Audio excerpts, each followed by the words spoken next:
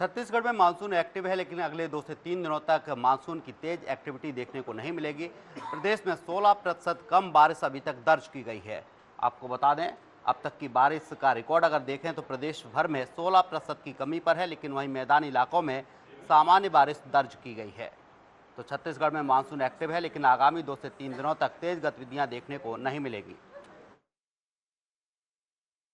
पिछले 4-5 दिन देखा है तो मानसून सक्रिय रहा है, लेकिन पिछले 24 घंटों से मानसून कंडीशंस थोड़ा वीक रहा है और आगामी 3 दिन तक भी थोड़ा वीक मानसून कंडीशन से रहने की चांसेस है।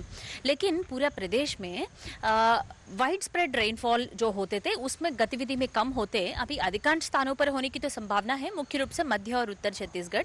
लेकिन वर्षा का गतिविधि जो है, इंटेंसिटी जो है, वो हल्की से लेके मध्यम वर्षा होने की चांस है। अभी भारी वर्षा का कोई चेतावनी तो नहीं है, लेकिन त्वरित चेतावनी में मॉडरेट रेनफॉल के लिए और हेवी रेनफॉल के लिए हम जारी कर रहे थे। बट 24 आवर एक्यूमुलेटेड रेनफॉल देखा है तो कहीं पे भी भारी वर्षा का संभावना नहीं है आगामी 3 दिन तक।